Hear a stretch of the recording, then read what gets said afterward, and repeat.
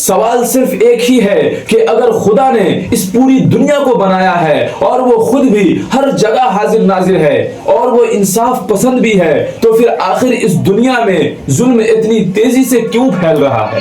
पर यहाँ पर एक सवाल और उठता है कि अगर खुदा नहीं है तो फिर इतना बेहतरीन निजाम, ये यूनिवर्स, ये सूरज, ये चांद, ये सितारे, ये सुबह, ये शाम, ये दिन, ये रात, ये रोशनी, ये उजाले और ये अंधेरे और इंसान की इतनी बड़ी हस्ती आखिर आई कहां से। ये सवाल कोई आम आदमी नहीं पूछ रहा, बल्कि ये सवाल पूछ रहे हैं लेजेंडरी पढ़े लिखे दानिशमंद जनाब जावेद अख्तर साहब। जावेद अख्तर साहब जो कि एक शायर भी हैं, ये गजलें भी लिखते हैं और इन्होंने कई फिल्मों की स्क्रिप्ट भी बॉलीवुड को प्रोवाइड की है। और दूसरी तरफ मुफ्ती शुमाइल साहब नदवी जो कि एक इस्लामी स्कॉलर हैं, अचानक से सोशल मीडिया पे आमने सामने आते हैं और इनके बीच एक बहुत ही जबरदस्त और सादगी भरी अंदाज में लगभग 2 घंटे तक डिबेट चलती है, जिसका टॉपिक सिर्फ एक ही था, डज गॉड एग्जिस्ट।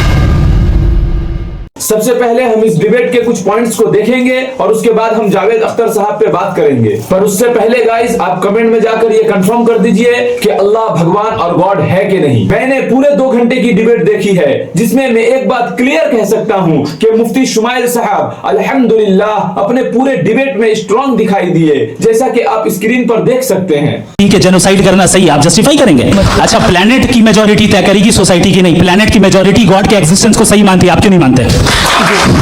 जबकि जावेद अख्तर साहब इमोशनली खेल रहे थे, बार बार रिलीजन और रिलीजियस बुक को टारगेट करते हुए अपने पॉइंट्स रख रहे थे, जिस पर मुफ्ती शुमाइल साहब का यह डायलॉग बहुत ही वायरल जाता है। अफसोस कि आज तक किसी मैथमेटिक्स के किताब में मुझे डायनासोर का जिक्र नहीं मिला।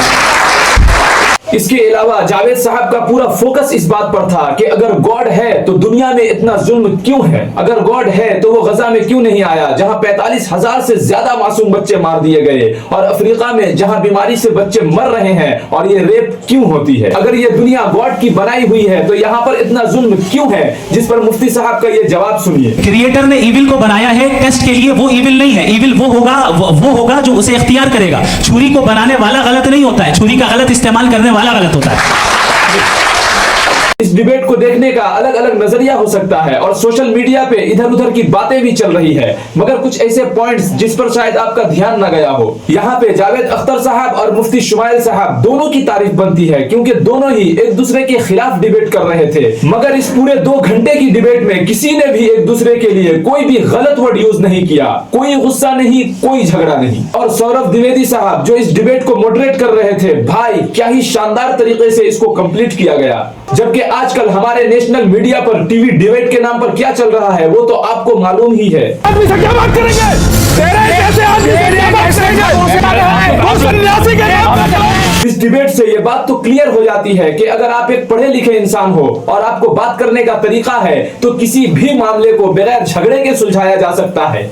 और दूसरा पॉइंट, जावेद अख्तर साहब जो खुद को नास्तिक कहते हैं, उनके हिसाब से कोई गॉड है ही नहीं, लेकिन फिर भी एक पूरा ग्रुप जो खुद तो एक नहीं, 2 नहीं, बल्कि अनगिनत खुदाओं को मानने वाला है, वो जावेद साहब के सपोर्ट में उतर आए। अरे भाइयों, मुसलमान जिसे अल्लाह और तुम जिसे भगवान कहते हो, जावेद अख्तर तो उस पर यकीन ही नहीं रखते। यहाँ पर जावेद साहब का सपोर्ट करना ऐसा है जैसा कि खुद को नास्तिक साबित करना। और तीसरा पॉइंट, इंडियन लोगों का माइंडसेट बना हुआ है कि जो बच्चे मदरसे में पढ़ते हैं उनका एजुकेशन लेवल एकदम घटिया होता है, उन्हें इंग्लिश नहीं आती है, उन्हें यूनिवर्स के बारे में कुछ पता नहीं होता है। लेकिन जिस तरह से मुफ्ती साहब अपने पॉइंट्स रख रहे थे और जिस तरह के वर्ड यूज कर रहे थे, उसने लोगों के जहन से यह गलतफहमी निकाल दी होगी कि मदरसे के बच्चों को कुछ नहीं आता। और सबसे आखिरी पॉइंट, आप जाइए वीडियो प्ले कीजिए और कमेंट बॉक्स चेक कीजिए, वहां पे 1 नहीं 2 नहीं बल्कि ऐसे बहुत सारे कमेंट है जिनका कहना है कि हम मुफ्ती साहब की बात से इतने मुतमईन हुए, इतने मुतासिर हुए कि हमने इस्लाम कबूल कर लिया। अब हम आते हैं जावेद साहब की तरफ। जावेद अख्तर साहब जो कि इंडिया के बेस्ट स्क्रीन राइटर हैं और आप शायर भी हैं, लेकिन जावेद साहब आज हम आपकी शायरी सुनने नहीं आए, बल्कि आज हम आपसे एक सवाल करने आए हैं। जावेद साहब, आप कहते हैं कि सब कुछ नेचर ने किया, सब कुछ प्रकृति ने किया। मैं आपसे पूछता हूं कि आखिर ये नेचर, ये प्रकृति आई कहां से? जावेद साहब, आप शायर बहुत अच्छे हैं, आप स्क्रीन राइटर बहुत अच्छे हैं, लेकिन आज मैं आपको एक बात बताना चाहता हूं कि अगर कोई लॉ है तो लॉ मेकर होगा, लॉ तुक्के से नहीं आ जाएगा। अगर कोई लॉजिक है तो लॉजिशियन होगा, अगर कोई क्रिएशन है तो क्रिएटर होगा। ये फोन ये फोन यहाँ तुक्के से नहीं आया, इसे बनाया गया है। जब इतनी छोटी सी एक फोन तुक्के से नहीं आ सकती तो फिर इतना बड़ा क्रिएशन कैसे जावेद साहब, तुक्के से कैसे? आप जिस ऑफिस में बैठते हैं वो तुक्के से नहीं आया, मैं जिस घर में बैठकर वीडियो बना रहा हूं वो तुक्के से नहीं आया, मेरी ये डायरी तुक्के से नहीं आ सकती, मेरा ये फोन तुक्के से नहीं आ सकता, मेरी ये पेन तुक्के से नहीं आ सकती। इतनी छोटी सी पेन को यहां पहुंचने में इतना लंबा प्रोसेस लगा, किसी ने बनाया होगा, किसी ने खरीदा होगा, किसी ने लाया होगा, किसी ने यहां रखा होगा, फिर इतना बड़ा सोलर सिस्टम, इतनी बड़ी यूनिवर्स तुक्के से कैसे जावेद साहब, कैसे? इतना बड़ा सोलर सिस्टम परफेक्टली रन कर रहा है। अगर ग्रेविटी थोड़ी सी ज्यादा हो जाती तो सब बर्बाद हो जाता, अगर ग्रेविटी थोड़ी सी कम हो जाती तो गैलेक्सीज नहीं बन पाते, ग्रेविटी कम हो जाती तो ये गैलेक्सीज नहीं टिक पाती, ये तारे अपनी जगह नहीं होते। ग्रेविटी जितनी होनी चाहिए उतनी ही है, न कम है न ज्यादा है। तुक्के से कैसे जावेद साहब? इतनी परफेक्ट ट्यूनिंग तुक्का नहीं है बल्कि प्रिसिशन इंजीनियरिंग है। ये कोई एक्सीडेंट नहीं बल्कि कैलकुलेटेड कंट्रोल है। सुबह होती है, शाम होती है, चांद अपने वक्त से आता है, सूरज अपने वक्त को डूबता है,